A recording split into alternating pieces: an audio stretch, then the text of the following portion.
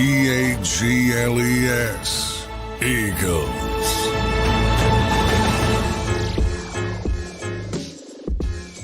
Welcome in, everybody, to the Week 3 JAKIB Post-Game Show. That's Dan Sileo. That's John McMullen. I'm your host, Zander Krause. Pre-game, not post-game.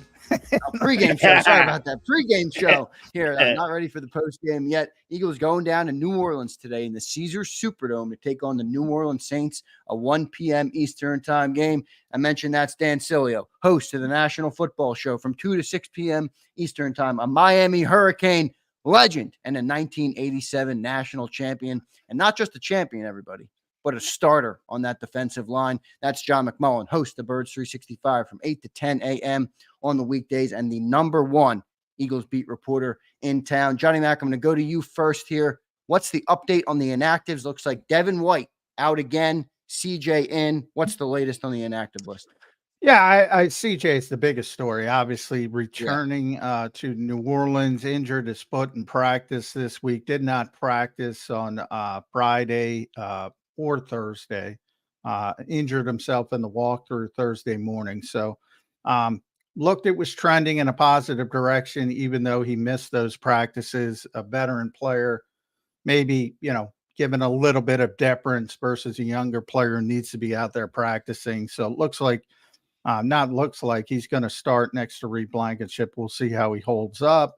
And as you mentioned, the inactives, pretty obvious from the standpoint of Tanner McKee, the third quarterback, the emergency quarterback, A.J. Brown, who's already been ruled out, and then the guys who have been inactive, the Byron Youngs of the world, the Trevor Keegans, the Darian Kennards, and the Devin Whites, which you mentioned, Eli Ricks as well. But, yeah, I mean, Devin's not going to play on special teams, so doesn't have a role on game days, not going to have a role on game days unless the Eagles want to make a change from Nakobe Dean or Zach Bond and or injury, obviously would be the more likely scenario that he gets on the field. But, yeah, I mean, Ben Van Summer's too good on special teams. Oren Burks is too good on special teams. And Jeremiah Trotter gives you a little bit more on special teams as well than Devin White, who hasn't played them basically in his career. Talk to him about that this week. He played it one time at the NFL level during the COVID year when a bunch of guys were out with COVID, and even that was just for one game. So that's why he's not dressing. Big Sills coming to you next here. A.J. Brown is out in this game, Dan. The New Orleans Saints are 2-0. Not only are they 2-0, Big Sills, they have outscored their opponents by 62 points in the first two games. How do the Eagles get back on track coming off a short week, a Monday night loss, no A.J. Brown? How do the Eagles get back on track today, Big Sills?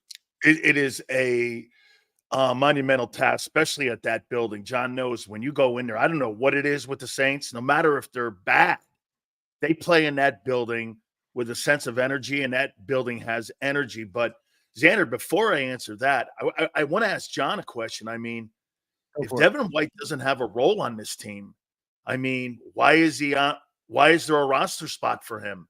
I mean, he's not a special teams guy. He's not being utilized in the game plan for Sunday games. I mean, what's the role here? What are we? I mean, and then sure, you're holding a position card and you're holding a roster spot for a guy who's not a factor on your team. Where you could, I'd rather have a streetwalker, a guy that you can go out on the street that could at least help you in special teams. What's the point? I mean, it really boggles the mind here that you have a roster spot that you're basically giving away to a player that is a non-factor on your football team.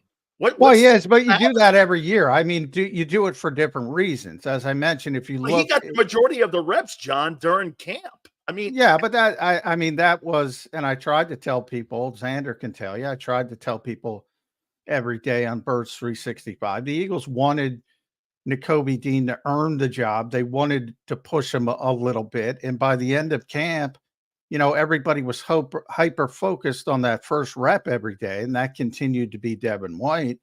But if you paid more attention to the actual overall first team reps, Nakobe passed him. So, I understand that, but why is he on the team? Well, he's on the team because Howie Roseman sees value in him. Doesn't want to just release him. You know, if there's an injury somewhere else, maybe there's trade bait. Maybe he did the same thing with James Bradbury, but James on the injured reserve. So that's the reason. But I do think people don't understand. Look, every week, right, there's 7 inactives typically. Now, sometimes that takes care of itself with injuries. In the case of AJ can't play this week. But there have been a group of guys, also including Darian Kennard, who has not played this season, Trevor Keegan, who has not played this season, Byron Young, who has not played this season. These guys are constantly on the inactive list. They're younger players with perceived upside from the Eagles' perspective. But, you know, there's no real difference. The only difference is they think they're young players with some upside, so they take up roster spots versus Devin White, they think has some trade value, so he takes up a roster spot. You still got to make that 7 guys inactive. So it's not like he's taking somebody's spot that would be on the field. I would agree, John, but the linebacking core is, I mean, like you said, I mean, we're talking about a linebacking core that's just not good. I mean, the entire defense right now, you know, Zander just asked the question about, you know, A.J. Brown and the Eagles this weekend against that Saints defense. I know Marshawn Lattimore is a little bit banged up, but boy, for that defense to get any help, that offense has got to be in a position to kill the clock. Now, John, I know you mentioned this last week that, you know, when you look at the Eagles, when it comes to the numbers, they have dominated the time of possession the first 2 games, Green Bay and also against Atlanta. But it's critical 3 and outs and, you know, climbing the pocket, plus 20 plays. You know, to me, this is going to be about grinding it out against New Orleans. They've got to establish the run. And I would say this, if you were going to look at 2 running backs right now that you would have on the NFC side that be your Pro Bowl running backs, it would be Saquon Barkley and Alvin Kamara. This is going to be a great matchup to see how those 2 guys are able to carry their football team. But without AJ, Hurts has got to climb the pocket more, man. You know, and that rolling out and escaping out of the pocket. You know, Greg Cosell said it perfectly. He's not climbing the pocket, and he's escaping the pocket too soon.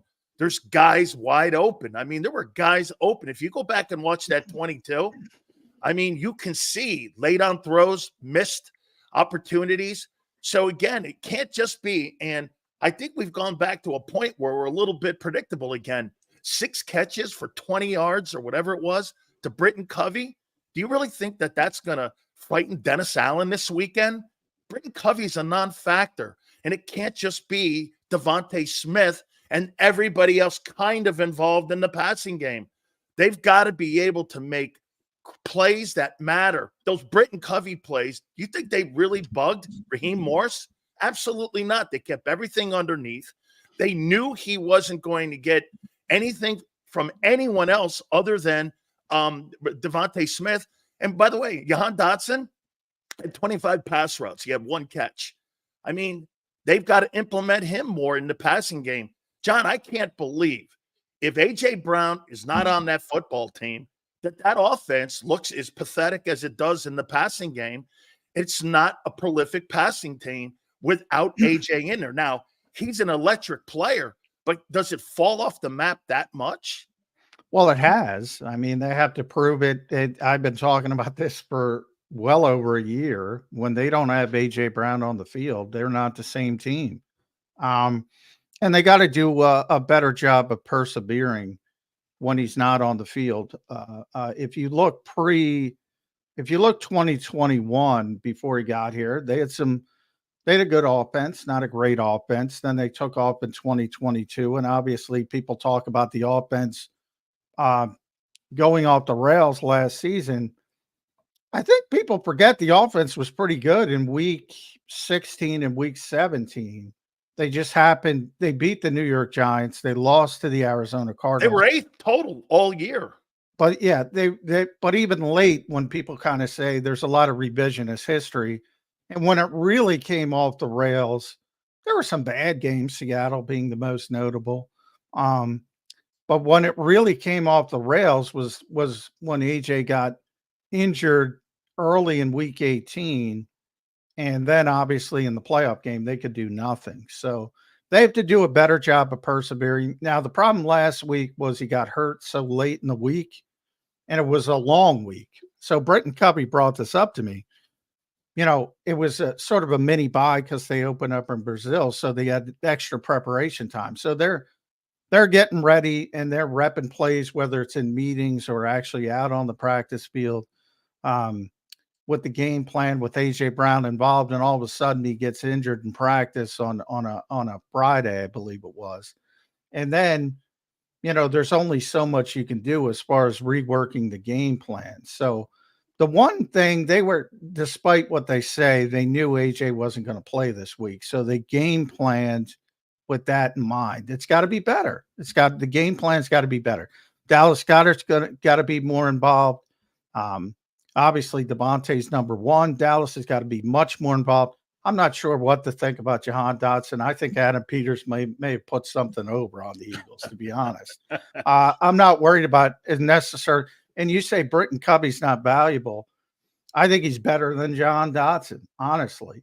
At least he gets open. At least he creates separation. And he trusts him, John. And he trusts Jalen Hurts trusts him. And by the way, they had 3 illegal downfield penalties. 2 of them were when Britton Covey had a 7-yard gain, which isn't great, but when you look at the numbers, and a 14-yard gain. So if you add 21, I'm not saying it's spectacular, but you have 8 of 8 targets connected on because he gets separation. And you have the yardage looks a little bit better, but they do need to give him a chance to prove he can get open downfield a little bit. He runs a 4.4. He creates separation. I think everybody's obsessed. Look, he's very small. But guess what? I don't care about Jahan Dotson's pedigree. Does he get open like Britton Covey? I haven't seen it. But that's just an outlier. It's got to be DeMonte. It's got to be Dallas Goedert. 1-2, and pretty significant 1-2 in the passing game. And then you have to be honest with yourself. I talked about this with Zander as well. You have to try to shorten this game. If you win the toss, take the football. Don't always defer. Take the football. Try to go on one of those 7-8 minute drives. It's a little Jody Mackism right there, Johnny Mack from you. Yeah. Take the football. Try to shorten the game. There's a lot, ever since this team took off, they don't think about stuff like that. They think they're the better team generally. And I like the self-confidence.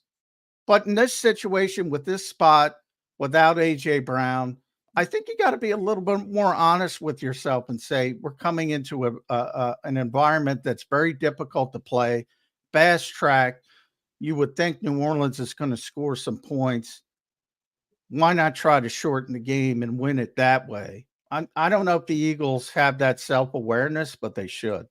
No doubt. Coming into this game, you just mentioned Jalen Hurts. I mentioned the Saints have outscored their opponent by 62 points through the first 2 weeks. John just brought up Jalen Hurts. What do you want to see from Jalen Hurts today? I think the onus is on him, Big Sills. You lose A.J. Brown, I'm not counting on Britton Covey. I'm not counting on Jahan Dotson. They're going to be a part of the game, but I think Jalen Hurts has to make up for most of that. What do you think Jalen Hurts today, and what do you want to see from him in New Orleans today? I was encouraged by Monday night, and I'll tell you why. I saw the 22 guy who frightened me. The pocket Jalen Hurts doesn't frighten me.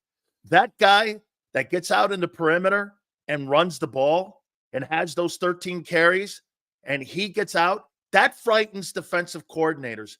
I'll take you back here a little bit, what Bill Walsh used to hear all the time when they went one year. John, maybe you remember this. Montana got hurt.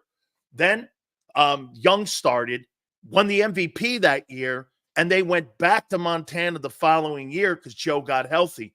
Do you know what people around the league were saying? Holy cow, I hope they don't put that Young kid back in because you know how he hurt people? Getting out in the perimeter and running around. And it used to make people nuts because he ran 4.4s and he was as accurate as ever. That guy was more of a dual threat weapon. And Montana's maybe the second greatest quarterback of all time. But defensive coordinators and defensive players would be like, Don't let that guy get out in the perimeter, because that means I have to spy. I have to keep my backers up. To me, what John said, you want to win this game against the Saints, you've got to establish the run. And the only two people in that offense that really frighten me, and it'll loosen up, in my opinion, the secondary for maybe a big play over the top with Devontae Smith. Run that damn ball, dude. Get Barkley. Barkley's been their best offensive football player. I know AJ was great in game one, but Barkley's been their best player for 2 games. Get him established again. Except for the third down play that would have won the game. You got to add that into it. But that guy's going to win you more games. He's going to win you more football games than lose you football games the way he's playing right now. Now, the workload for both guys, Jalen Hurts has 26 carries now in 2 weeks.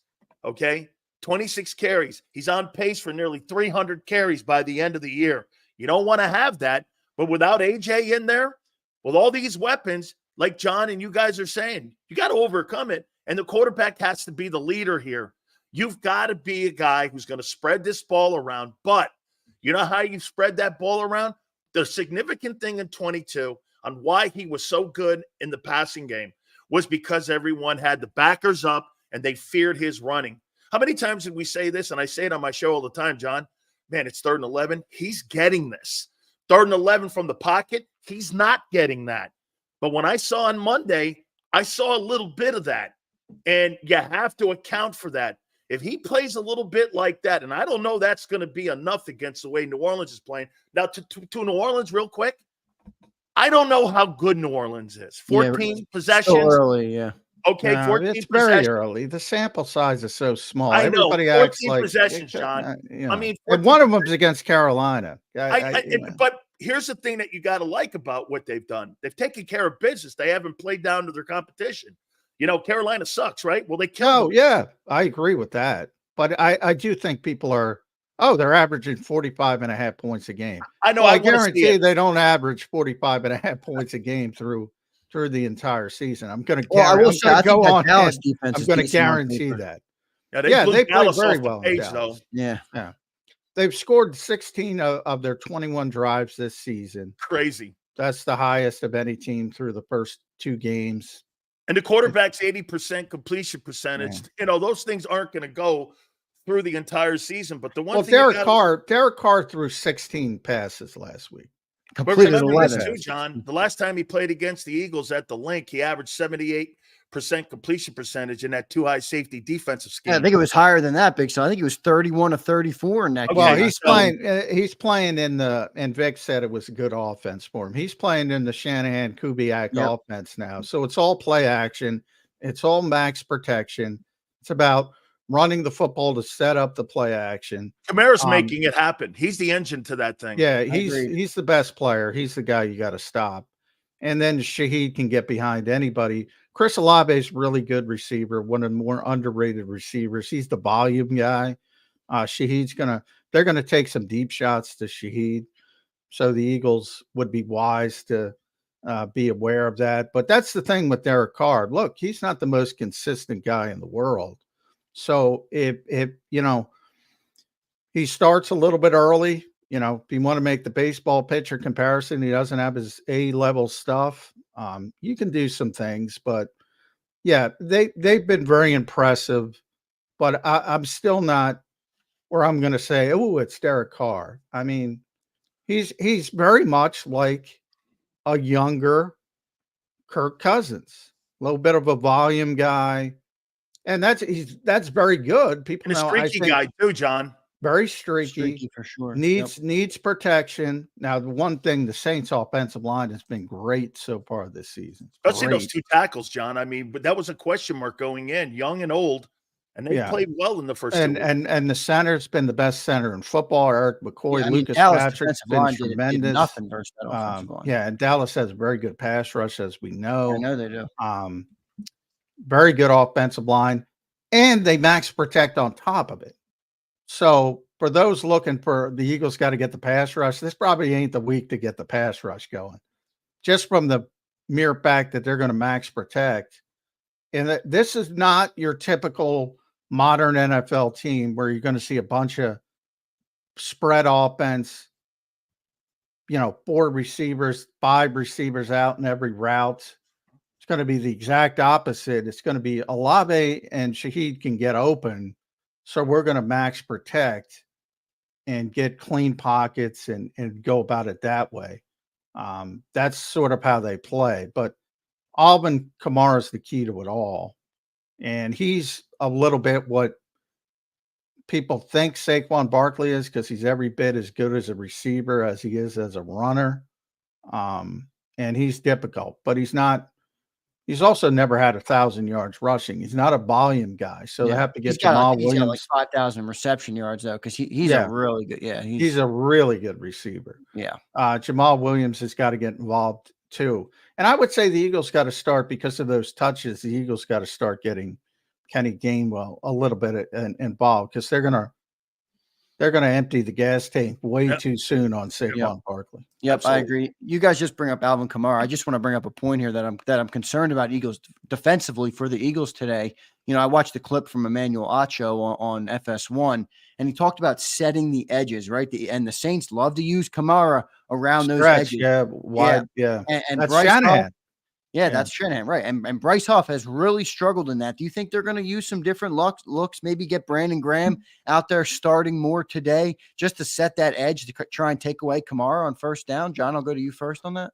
Yeah, I think so. They've already been doing that. That Brandon's played more first downs than Bryce Huff. I think that's now. I think they should do it more. And that's one of the things take advantage. He should start, John. I agree. I don't care about everybody's obsessed. Well, he makes $51 million, so he's got to do this. Screw that. Start him. Yeah, but John, do you think Howie checks in on that? Like, Howie's not going to. I don't know. I feel like our front office isn't just going to let that happen. I paid $50 million. There's ego involved. That's part of the problem. That's why Dan was asking, why is Devin White here? Ego. Why is James Bradbury? Ego. They don't want to just release them. Dead on. So it gets involved, and they want Bryce Huff to be a 3-down player, but right now he isn't. And Brandon Graham's really good, one of the best in football, even at his age, at setting the edge. So why not take advantage of it? Play him on first down. And why he's healthy and he's got something in the tank. I mean, play him now, like you said, John. Start him. You guys think it would be a good idea to even maybe rotate Jalen Carter out there, or one of those defensive tackles out there, maybe even Milton Williams? I would say this. I would say this about Jalen Carter, and this is not me. This is his own description of his play. Trash. I'm not moving him outside where he doesn't know how to play until he starts playing well where he does know how to play. That's true. I just mean more from a setting the edge standpoint, but you're right. I mean, he's struggled doing what he does. You got a guy out there now, Zander, that doesn't know what he's doing in Huff. You got to put another guy out there. I mean, not only does he not know what he's doing, so he's not. I don't think he's capable of setting the edge. At this time right now, one thing I got to tell you about what Vic was saying the whole time was dead on the entire time. He goes, "Hey, he's coming along. He's not a 3-down guy now, and it's a work in progress." Everything he said was nails. When you watch the 22, here's the problem with Huff that's so disturbing. It's not the fact that he's not getting hits on the quarterback. He's getting washed by tight ends down in pursuit lanes. He's knocking off the other linebackers, and he's knocking off the defensive line that are in pursuit to try to get to the ball carrier.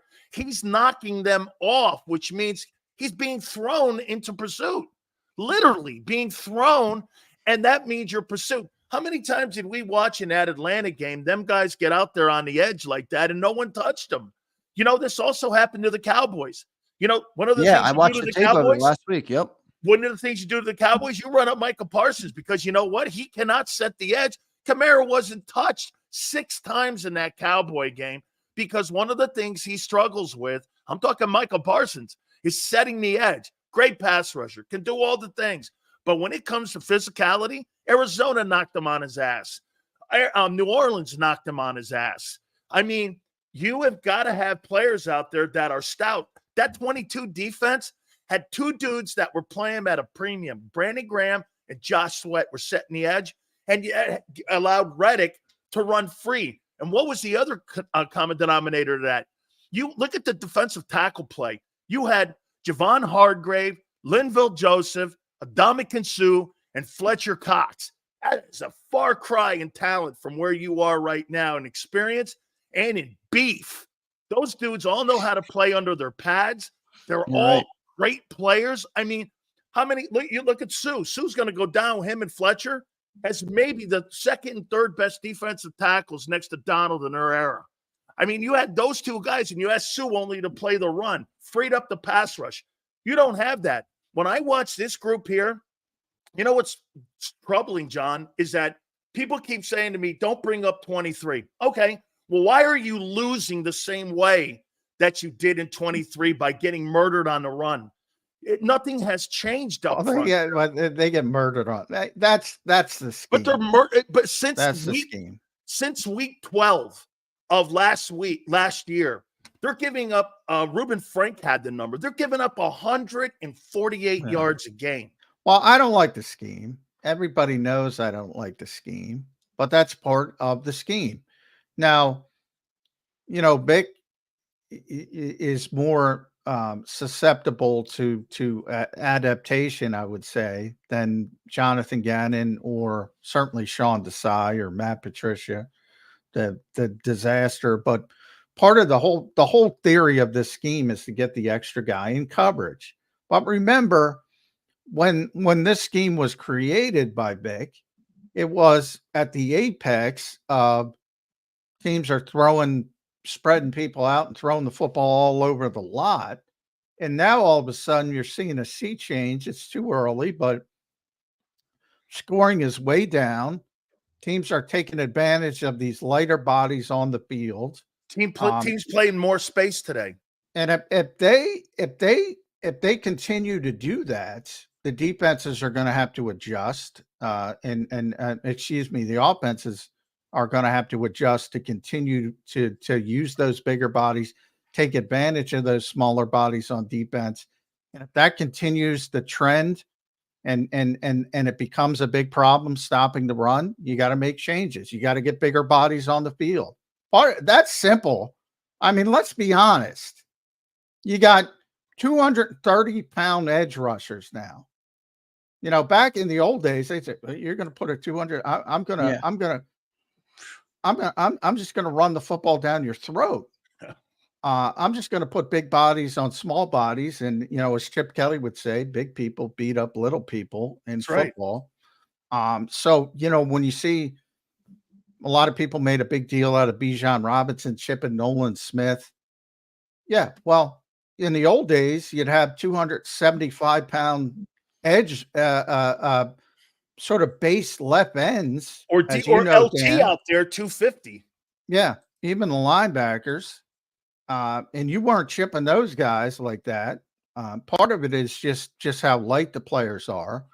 You know, one of my favorite players, Zander knows, is, you know, Demario Davis with the Saints. And, you know, he's a monster old school linebacker. He's also 34, 35 years old.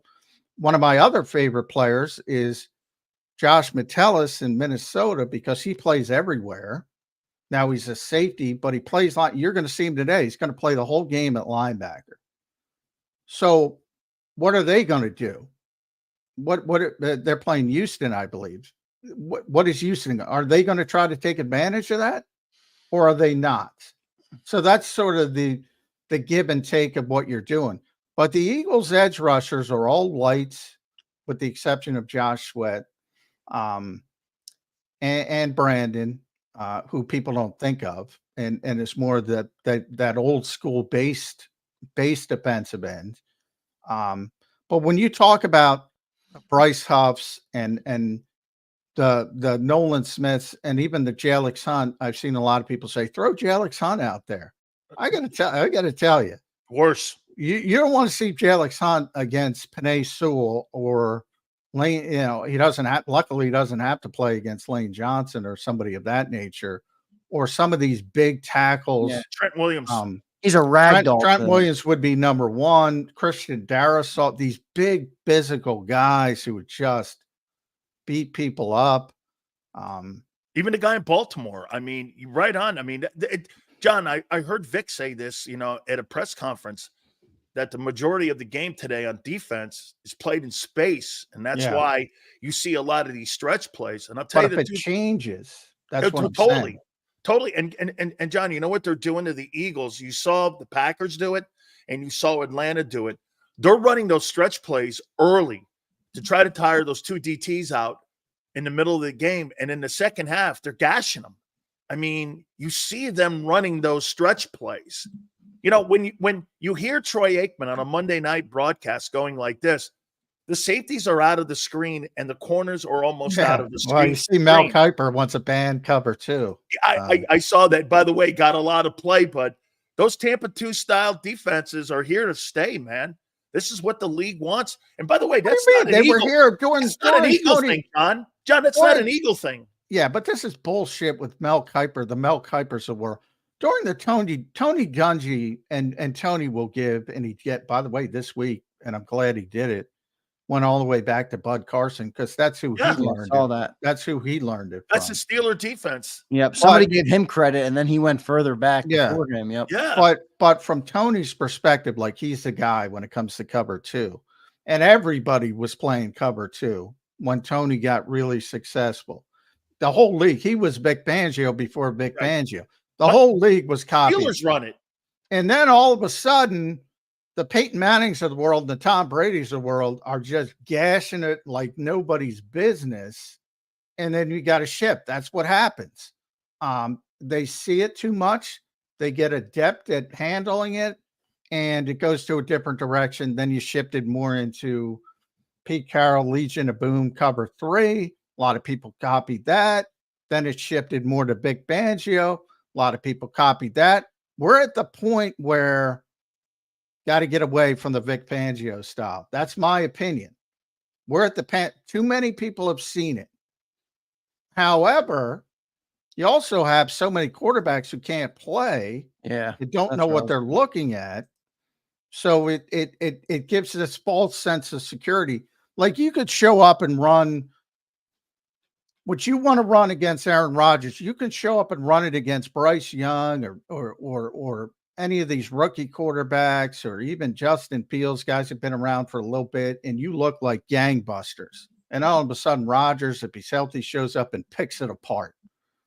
So it's very difficult to ascertain where you are on that curve. But the bullshit of cover 2, look, Tom Brady, if he came back and he was 10 years younger, he'd kill you if you sat with those safeties in the parking lot. He would murder you. So it's not about not being able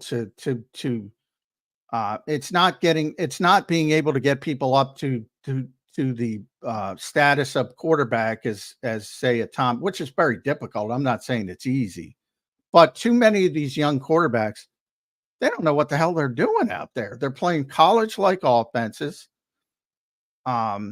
And defensive coordinators are trying to take advantage of them.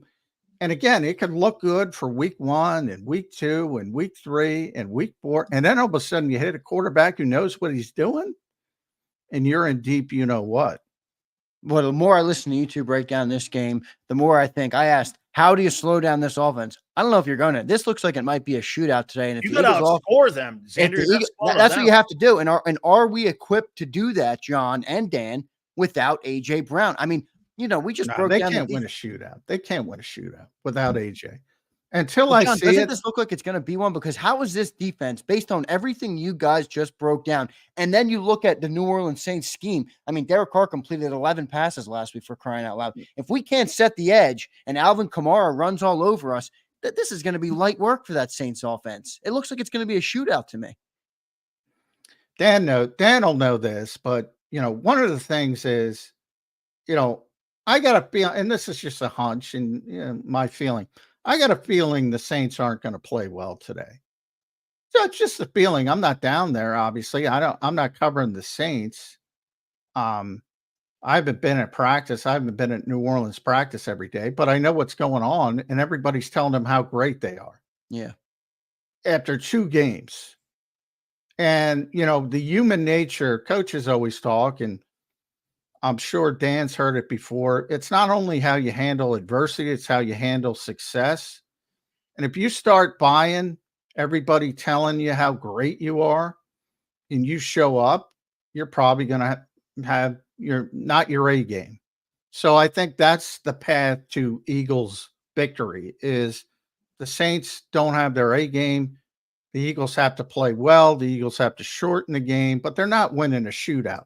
If the Saints do have an A game and they're going to score 44 points, the Eagles can't score 45 without A.J. Brown. They can't win that game. They can win that game against anybody with A.J. Brown. Without him, 35. They can't win a shootout. Here's where I'll go on the other side of that, John. Derek Carr was thrown out of Raiderville, told he sucks a year ago. He was benched. You got Dennis Allen, who's 18-18 heading into this game, who was on the hot seat heading into this. This is the team that I thought the Saints would be a year ago, and they kind of underachieved in that NFC South a year ago. Everyone's now also saying exactly what you said a couple minutes ago. Saints ain't this good. You guys ain't that good. You got a lot of people down there right now, especially the home crowd, that is going to juice that place up. And I don't know what it is. I've played in bowl games there. I've played against that team when they were shitty. They play like demons in that Superdome. They're always jacked up in that place. I think the Saints are going to be energized today to play an A game. Because the Eagles are in trouble if they have their A game. They're in trouble. I don't know A game, John, because I do think there is something to what you said, how you handle success. There is that, John. John, there is that. I want to see, and that will be a factor. But when you're told that you're not really this guy, you guys, they got a bunch of cast-offs. Alvin Kamara was told that he was out of gas heading into this year. All of a sudden now he's rejuvenated. He had 4 TDs last week. Is he still enough to be able to go the distance and run through the tape? I think you've got a lot more question marks in New Orleans than you have with the Philadelphia Eagles heading into this game. Who are you? Are you really this team? And for the Eagles on the other side, are you really that team? Are you really that awful on defense? Because I'll tell you what, this is a pass rusher's game.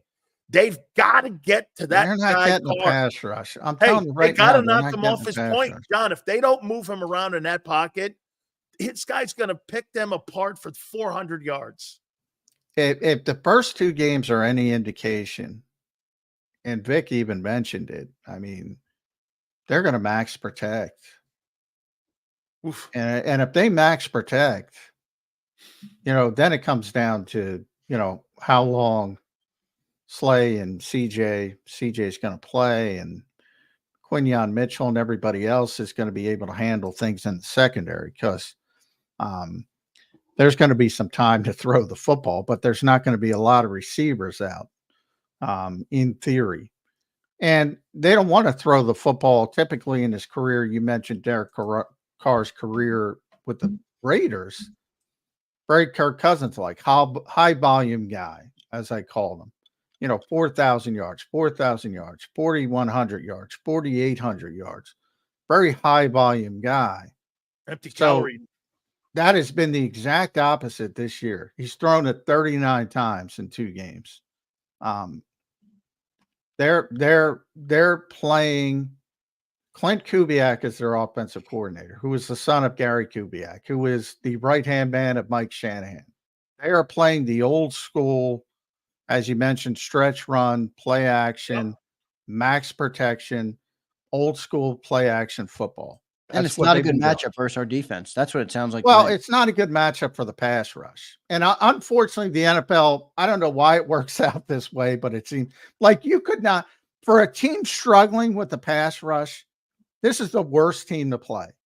Literally. This is the worst team in the NFL right now to play if you want to get your pass rush going. Isn't it also tough for a defense to play that's struggling against the run too? Because they're just going to set up the play action. I don't know how the defense is going to get better in the run today either. Well, you can't stop the run. Like Vic said in his press conference, screw the pressure. Yeah. It won't matter. Okay. I mean, it won't matter because they're going to be constantly in what? If anything, 3rd and short.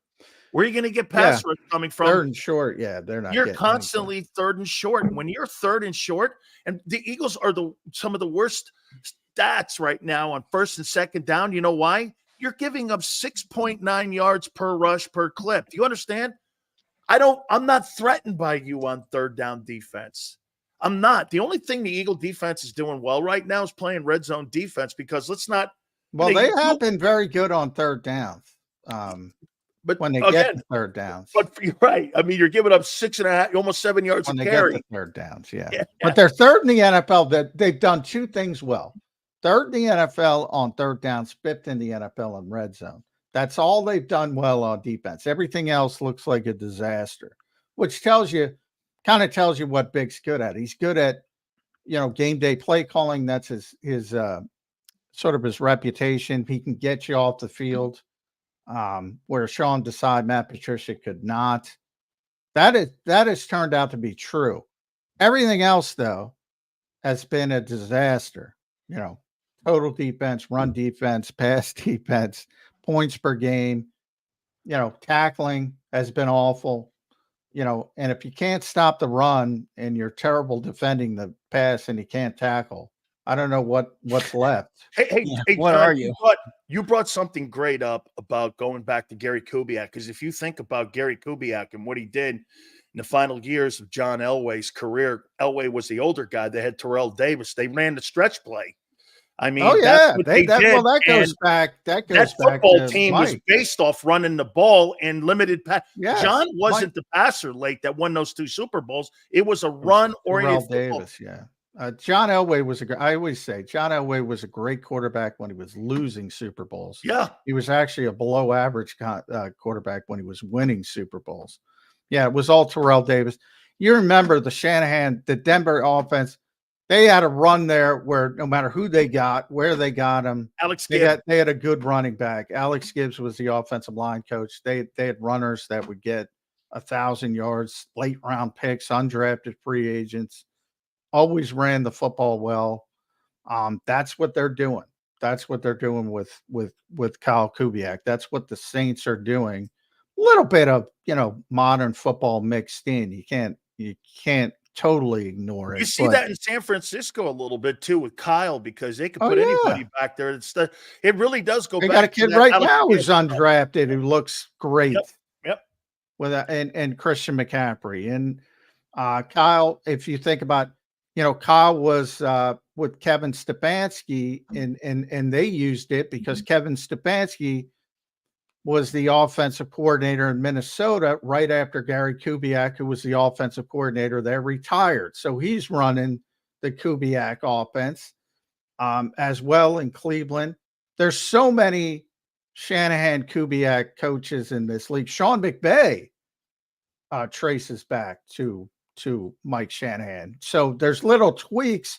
Zach Robinson, who was the offensive coordinator, Matt LaFleur. Zach, the Eagles just saw it with the Falcons. The Falcons aren't as effective with it, but they play the same scheme. A little bit differently. They have the Sean McVay tint where they go in the pistol, which makes absolutely no sense. I don't know how much the Saints are using that. I'll have to check today, but the Saints have been so effective. Again, the numbers are 16 of 21 drives this season, 76.2%, best of any team this century. They scored. I don't mean to laugh at that, but what John just said is like unbelievable.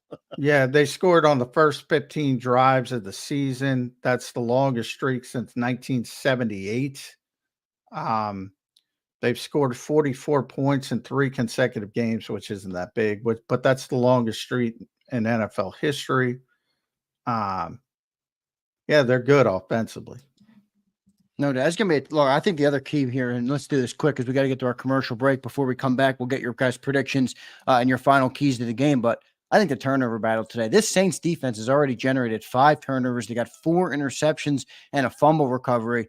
Eagles are -3 in the turnover differential right now coming into the game. Jalen Hurts, 3 interceptions and a fumble. They got to win that today in order for this game to be really competitive. And only surrendering 14 points a game too. So I mean, they're playing good. Yeah, nobody talks about their defense. Their defense is top 10 too. Yeah, defense playing good. Yeah, I mean, they got John, like John mentioned, they got star players at every level.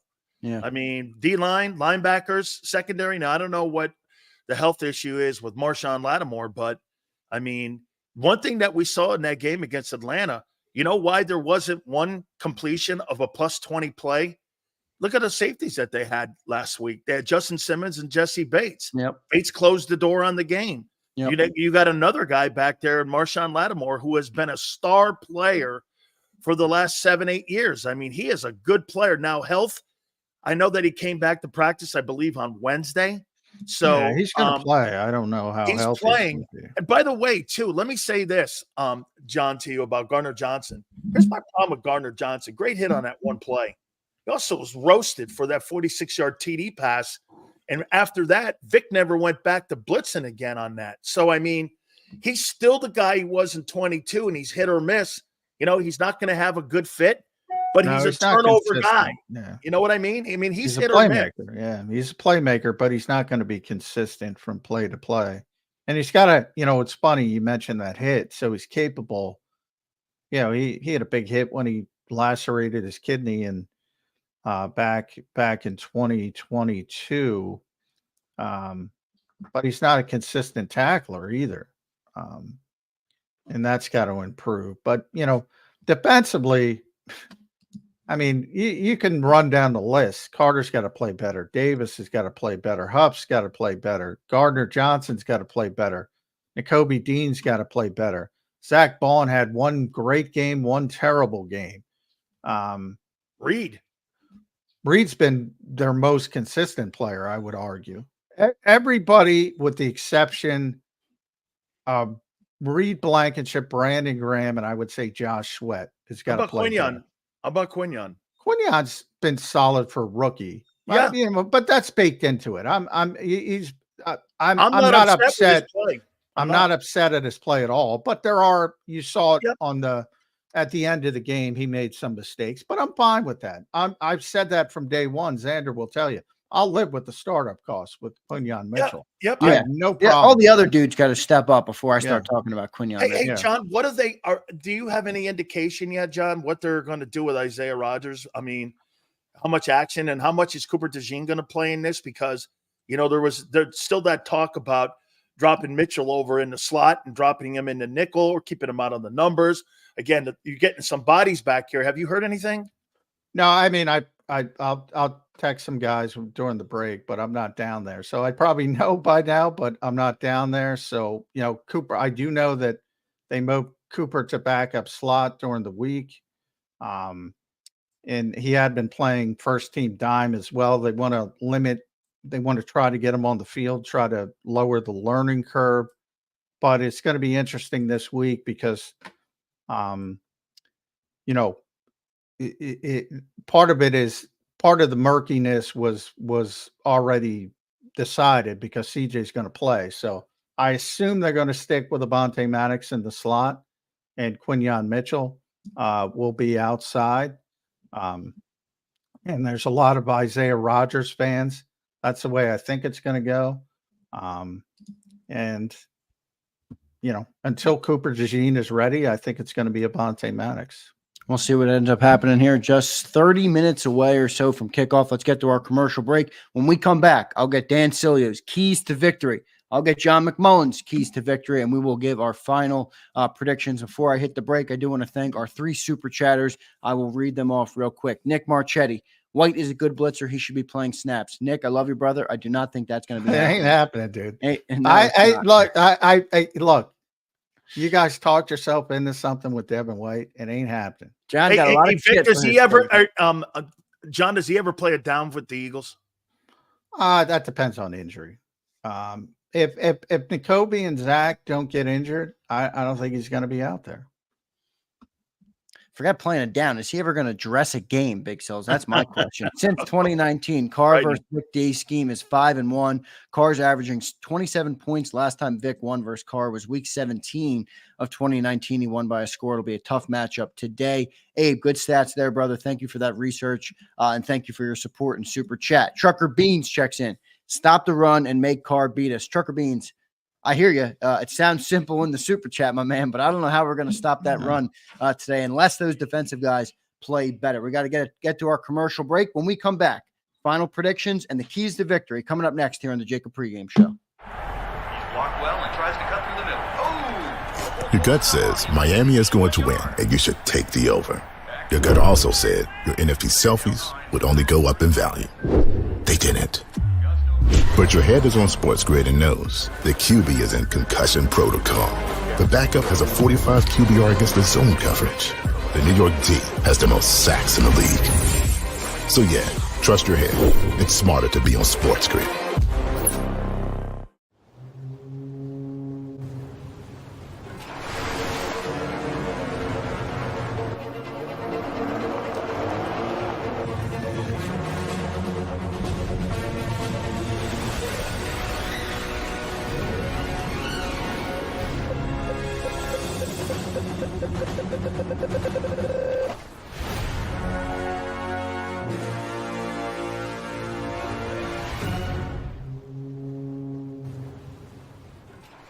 Score and save at Southeastern PA and Delaware with Colony Pools this football season, and let the experts close your pool with a custom Merlin safety cover in green for the birds. And if you join our Winter Watch team, we'll give you another 20% off, and Colony Pools will handle it all. Keep your tiles on your pool, not in your pool. Fly with Colony right now, birds fans. Visit flywithcolony.com.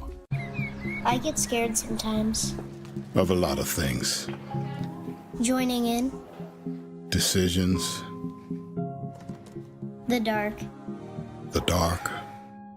But I once heard someone say, But as I always say, it's okay to be afraid. as long as you face the fear. And keep moving forward. Wherever you are in life, count on the name trusted in insurance for over 80 years. Independence Blue Cross. Hi everybody, my name's Jason Lombardi. I'm an inspector at DryTech. At DryTech we offer three major services, the first one being basement waterproofing. The second service we offer is foundation and structural repairs. And then the third service that we offer is mold remediation. If you feel you are having a waterproofing issue, give DryTech a call or check us out online.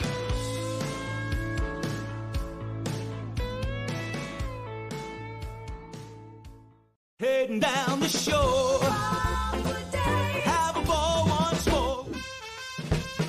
Here, imaginations run wild and time stands still. Because here, you can find the best of the Jersey Shore, all on one 5-mile island. So leave the old you behind and get lost in the woods. Wild, wild, wildwood days. Plan your stay in the Wildwoods today. EAGLES. Eagles.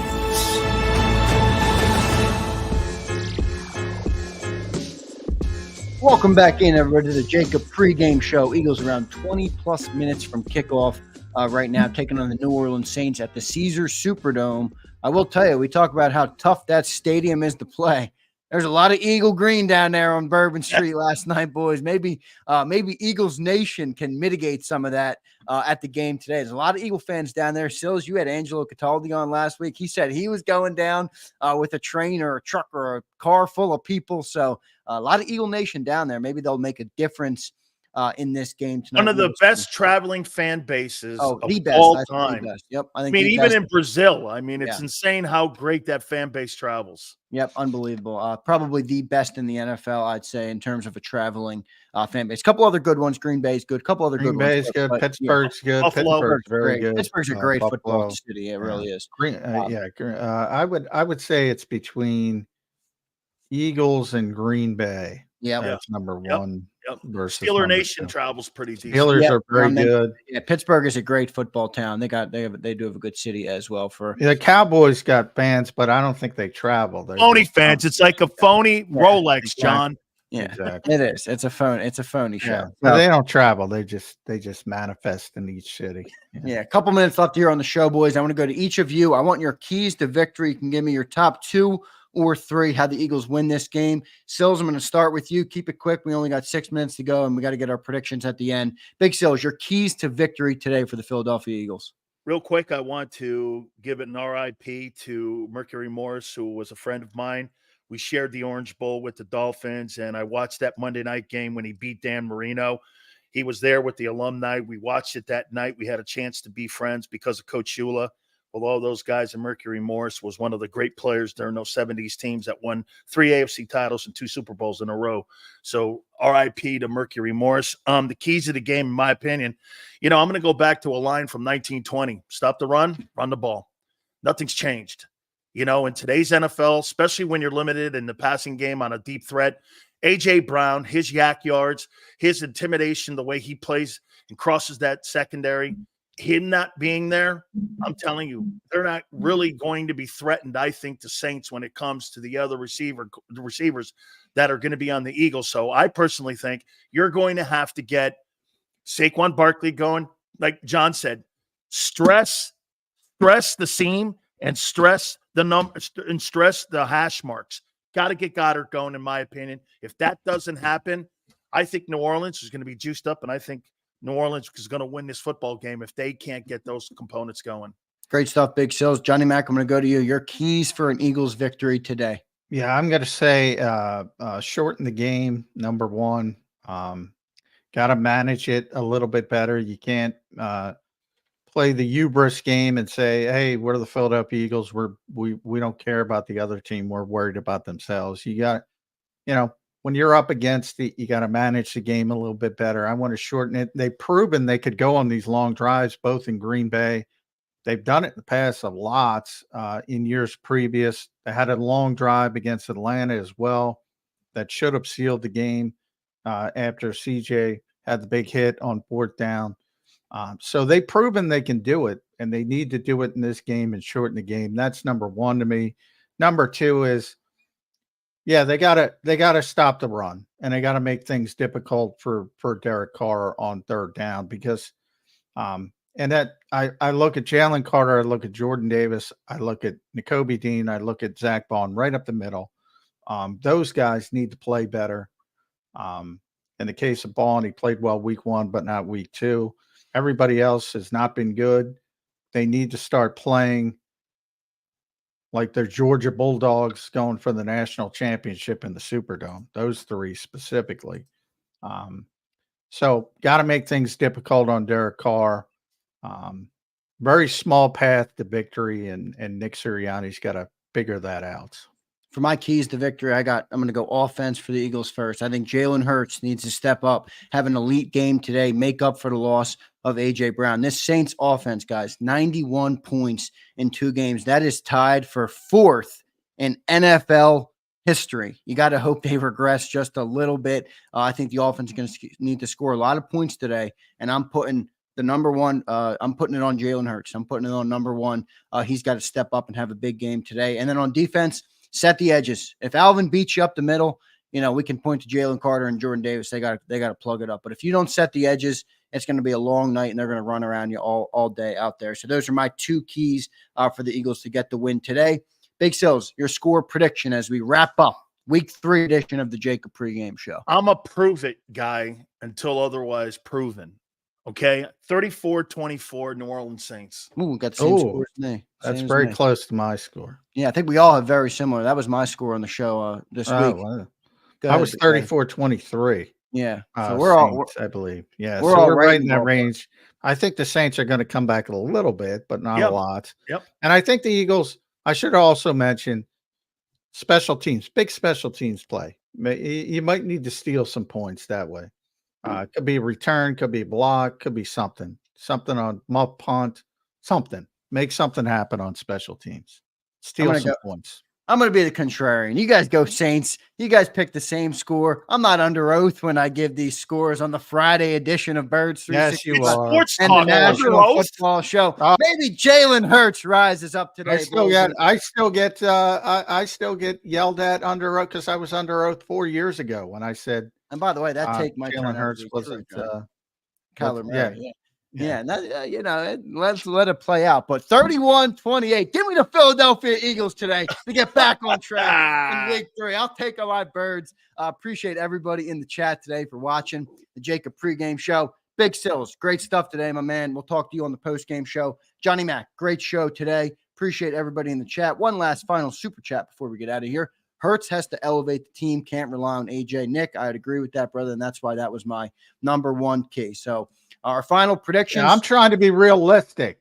All right, Guys. John, that's your role, Johnny. Don't say You always that, are. John. My Yeah, I'm not God, trying to change they're it. not I'm winning they're not winning a shootout. Forget about it. Ah. 31-28. Hey, John has Let's been go, Birds. Sileo-ized. John's been Sileo-ized. Yeah, no, I'm being honest. They're not equipped to win a shootout without AJ Brown. Period. End of sentence. Absolutely. You just said you're a prove it guy, Dan. What Yeah. have the Eagles done to prove that they can Nothing. score a whole bunch of points without Nothing. AJ Brown? Zero. Or Zero. stop the run for that matter. So I get where he's coming from that. But great show today, boys. I thought I had a lot of fun. Good stuff from everybody in the chat. Please hit that like button on your way out. Everybody, great crowd as always. Great comments from all of you guys. So thank you. Good stuff, John. Good stuff, Big Sills. We'll talk to you on the JAKIB Postgame Show. Everybody, be good. I'll see you after the game. He's blocked well and tries to cut through the middle. Oh! Your gut says Miami is going to win, and you should take the over. Your gut also said your NFT selfies would only go up in value. They didn't. But your head is on Sports Grid and knows the QB is in concussion protocol.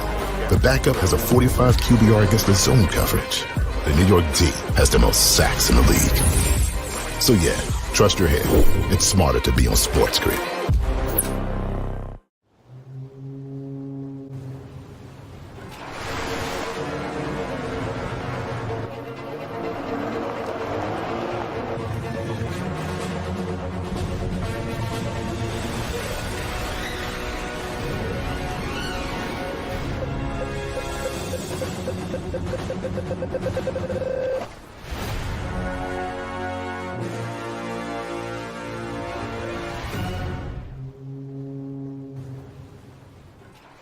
Score and save in Southeastern PA and Delaware with Colony Pools this football season, and let the experts close your pool with a custom Merlin safety cover in green for the birds. And if you join our Winter Watch team, we'll give you another 20% off, and Colony Pools will handle it all.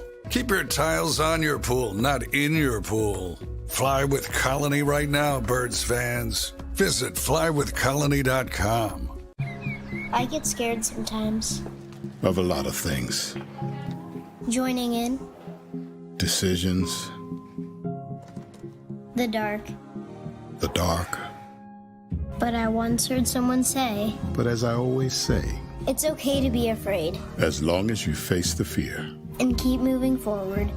Wherever you are in life, count on the name trusted in insurance for over 80 years. Independence Blue Cross.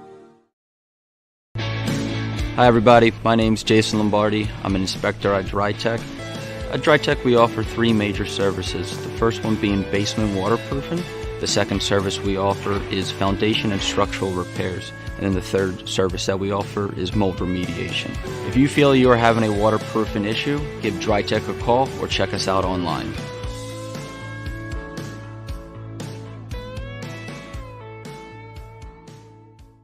Heading down the shore. Have a ball once more. Here, imaginations run wild and time stands still. Because here, you can find the best of the Jersey Shore, all on one 5-mile island. So leave the old you behind and get lost in the woods. Wild, wild, wildwood. Plan your stay in the Wildwoods today. EAGLES. Eagles.